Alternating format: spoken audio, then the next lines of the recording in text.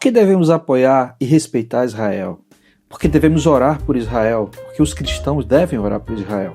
Muitos pais da igreja ensinaram que Deus havia acabado com os judeus e os deixaram no exílio como sinal de sua rejeição divina. No entanto, tudo isso mudou drasticamente com a restauração de Israel como nação de volta à sua pátria ancestral. A Terra Santa cada vez mais ficando santa. Planta-se oliveira e colhe azeitona. Tem um deserto que floresce pela tecnologia que transforma a água do mar em potável. Um país extremamente seguro e se saúdam com a paz. Nesse vídeo vou te contar biblicamente 5 razões pelas quais todos os cristãos devem abençoar e permanecer em oração pela nação de Israel. Nós somos aqui o canal Tempo com Deus. Se você é novo por aqui, a gente fala sobre a Bíblia e ajuda todos a entenderem as Escrituras Sagradas de maneira bem simples. Se você tem o desejo de aprender sobre esse assunto, então se inscreve aqui nesse canal e ativa o sininho de notificações para não perder nenhum vídeo que a gente posta aqui. A primeira razão que eu quero falar para você é que Deus ama Israel. Jeremias, no capítulo 31, versículos 2 ao 4, Deus fala assim: assim diz o Senhor, o povo dos que escaparam da espada achou graça no deserto. Há muito que o Senhor me apareceu dizendo: porquanto com amor eterno te amei, por isso com benignidade te atraí. Ainda te edificarei e serás edificada, ó Virgem de Israel. Ainda serás adornada com os teus adufes e sairás com o coro dos que dançam. Veja, Deus ama Israel. Como Deus pode amar uma nação pecadora como Israel? Pelo mesmo amor incondicional que o Senhor tem pela igreja, que Jesus deu a própria vida pela igreja com esse mesmo amor incondicional. Por isso que Deus ama tanto Israel. Por isso que nós também devemos amá-lo.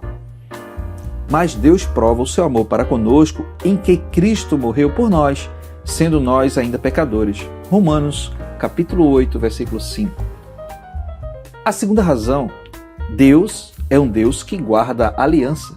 Gênesis, Deus aparece para Abraão e fez uma promessa. Uma terra e descendentes tão inúmeros quanto as estrelas do céu.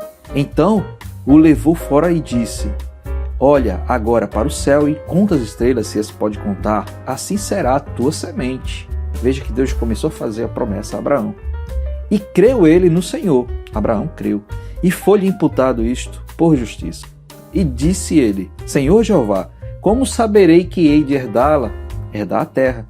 Como posso ter certeza que tu realmente farás isso? Em Gênesis capítulo 15, versículo 17, vem a resposta. E sucedeu que, posto o sol, ou seja, ao anoitecer, houve escuridão. E eis que um forno de fumaça e uma tocha de fogo que passou por aquelas metades. Naquele mesmo dia, fez o Senhor um concerto com Abraão, dizendo: a tua semente tenho dado esta terra, desde o rio do Egito até o grande rio Eufrates. Deus é um Deus que guarda a aliança. Isso a gente tem certeza. Então Deus prometeu e Ele deu realmente a terra prometida para o povo de Israel. Em Timóteo capítulo 2, 2 Timóteo capítulo 2, versos 12 e 13, diz assim: se formos infiéis, Ele permanece fiel, não pode negar a si mesmo. Assim, a grande esperança tanto para Israel quanto para a igreja é de que Deus sempre cumpra as suas promessas da aliança para sempre. Então Deus é um Deus que cumpre as suas promessas. E a promessa que ele tinha para Abraão é que ele daria aquela terra prometida para o seu povo, que é o povo de Israel. A terceira razão, Deus santifica o seu nome. Ezequiel, capítulo 36, os versículos 21 em diante. Mas eu os poupei por amor do meu santo nome. É por amor do seu próprio nome que Deus cumpre as suas promessas, que a casa de Israel profanou entre as nações para onde foi. A casa de Israel pecou contra Deus. Dize, portanto, a casa de Israel: assim diz o seu Jeová, não é por vosso respeito que eu faço isso, ó casa de Israel, mas pelo meu santo nome, que profanaste entre as nações para onde vós fostes. Ou seja, tudo que Deus cumpre, aquilo que Ele prometeu, é por amor ao seu nome, que as suas promessas não falham de maneira nenhuma. Ele também não vai falhar na sua vida, hein? E seguindo diz: E eu santificarei o meu grande nome, que foi profanado entre as nações, o qual profanastes no meio delas. E as nações saberão que eu sou o Senhor, diz o Senhor Jeová, quando eu for santificado aos seus olhos. No versículo 24 fala: e vos tomarei dentre as nações, vos congregarei de todos os países e vos trarei para a vossa terra. Olha a promessa de Deus para o povo de Israel. O povo de Israel está na sua terra. Promessa cumprida. Então espalharei água pura sobre vós e ficareis purificados de todas as vossas imundícias e de todos os vossos ídolos vos purificarei. E vos darei um coração novo, e tirarei o coração de pedra da vossa carne, e vos darei um coração de carne. E porei dentro de vós o meu espírito, e farei que andeis nos meus estatutos, e guardeis os meus juízos, e os observeis. E habitareis na terra que eu dei a vossos pais, e vós me sereis por povo, e eu vos serei por Deus. E vos livrarei de todas as vossas imundícias, e chamarei o trigo, e o multiplicarei, e não trarei fome sobre vós. Veja a promessa de Deus, que era que ele teria que habitar a terra que Deus prometeu para ele, que é a terra de Israel. Por isso que nós temos que orar, respeitar Israel. Quarta razão: a salvação veio ao mundo para todos nós através de Israel. Nós também precisamos lembrar que nosso Salvador e Senhor Jesus Cristo nasceu em Israel.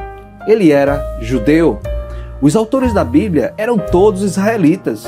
E tudo o que define nossa fé, nossa cultura judaico-cristã, também veio de Israel. O nascimento e o sacrifício de Jesus e o derramamento do Espírito Santo aconteceram em Israel. O próprio Jesus declarou, João capítulo 4, versículo 22, a salvação vem dos judeus. Jesus era judeu, por isso que nós precisamos orar, respeitar e amar Israel. Romanos capítulo 9, versículo 5 diz: de quem são os pais e de quem, segundo a carne, veio Cristo, que é principalmente o Deus eterno bendito.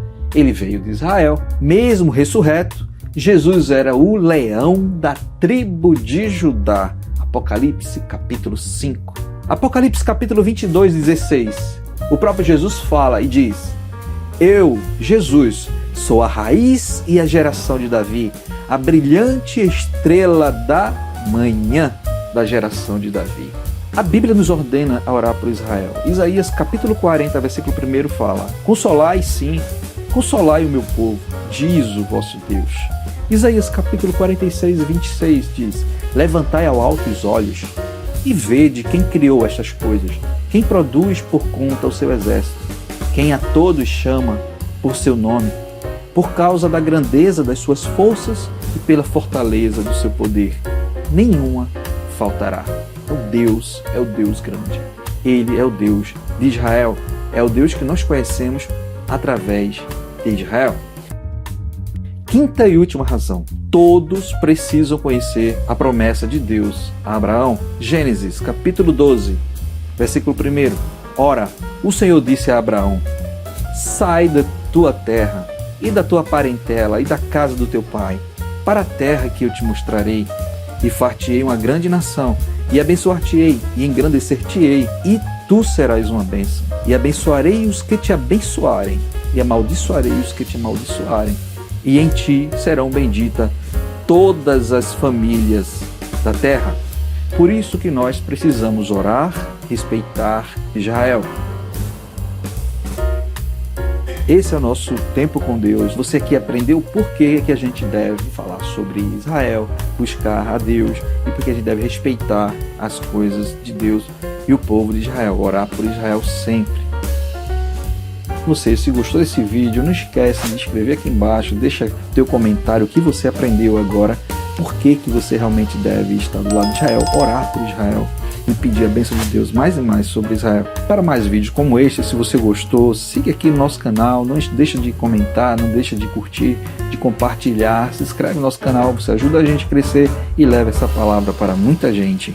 Deus abençoe a todos e até a próxima.